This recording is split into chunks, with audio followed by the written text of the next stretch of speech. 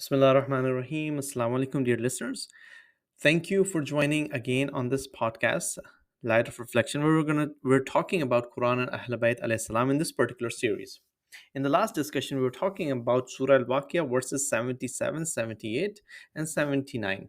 Especially when we talk about the verses, I just want to remind the audience about the verses. Bismillah ar-Rahman ar-Rahim. Innahu la Quran kareem fi kitabim maknoon la yamassuhu illa al-Mutaharoon. The translation is, it is surely the noble Quran in a protected book that is not touched except by the purified ones. In the last discussion, we talked about this word Mutaharoon, and we said that there is a verse in the Quran which clearly says that Allah is purifying one household. That is the household of the Prophet. That is verse 33 of Surah Al-Ahzab. Bismillah ar-Rahman ar-Rahim. Innama yuridullahu liyuzhiba ankumur rijsa ahlal bayt wa yutahhirakum tathira. Now, the word tahir means pure. And there are other places where a derivative of this word has been used in the Quran. For example, Allah Ta'ala says, وَيُحِبُّ الْمُتَطَهِّرِينَ, meaning, and He loves those who purify themselves. And Allah Ta'ala mentions, for example, in Surah Al-Araf, the word uses وَالطَّهَّرُ.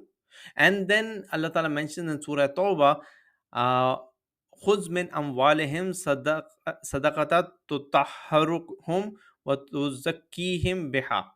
Take from their wealth a charity by which you purify them and cause them increase. Now, I want to differentiate between two things. One side, Allah is taking a promise that Allah intends to purify the household of the Prophet. That is Allah's intention. And on the other hand, Allah is saying you should purify yourself or take out money to purify your wealth, or the Prophet should purify you, or the person has to purify themselves. For example, in Surah Al-Fath, Allah Ta'ala says in verse 11, لِيُطَهِّرَكُمْ وَيُزَكِّيكُمْ, that He may purify you and perfect His favor upon you. So Allah may purify, but at the same time in this Surah Al-Ahzab, Allah Ta'ala says Allah's complete intention is that, O people of the Prophet's household, Allah intends only to remove from you all the impurity, complete impurity removal, and then purifying completely. Only one group of people, and that's Allah's intention. Then Allah is not saying that you should do this and Allah will purify, or you should do that and Allah will purify. That is Allah's intention, that Allah will do that. Now, when you think about Allah's intention, I do want to emphasize this concept that when Allah says something, it means it is of the greatest degree. It is not like us.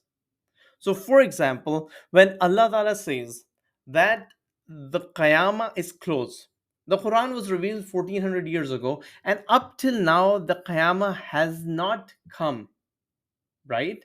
So, it means for Allah, the word Qareeb, which for us means near, which could be a week, a month, a year, for Allah that is 1400 years at least, and could be thousands more years. Who knows how long that is? So you can see the difference where Allah says Qareeb, it means so long from our perspective.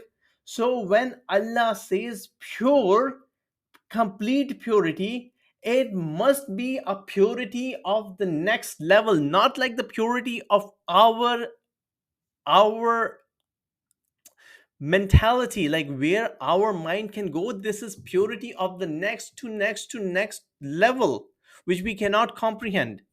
So that's why it is really important to think when Surah Al-Waqia mentions that this book, Quran, can only be touched by those who are pure. These are the ones from our side, if we think from a worldly lens, these are the ones who we even say that we can touch the words of the Quran if we have wudu. But there is probably the second layer, where if a person purifies himself by giving the zakat, by giving khums, by performing the prayers, by doing tasqiyah nafs, by having taqwa, Allah will allow us to understand Quran to the next level because we are purifying ourselves.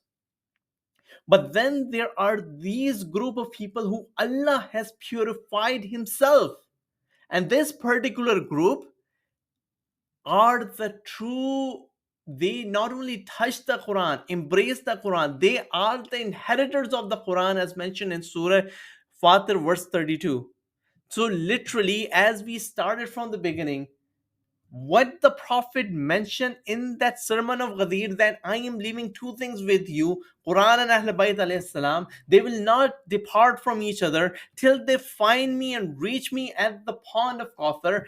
Stay with them, do not leave them. They will guide you towards the right path. These Ahlul Bayt alayhi salam, which the Muslim Ummah left alone, they said, we have the book, that is enough. People forgot that these Ahlul Bayt alayhi salam are the inheritors of the book. They have been purified by Allah Himself, and they are the ones who embrace, not only embrace, they totally absorb the Quran. Quran and Ahlul Bayt alayhi salam are one. Ahlul Bayt alayhi salam are the soul of the Quran. That's what I mentioned in the first few episodes of this discussion.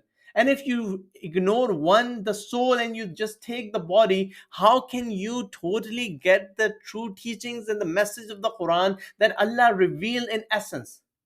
We're going to continue this discussion in the next episode. Assalamu alaikum wa rahmatullahi wa barakatuh.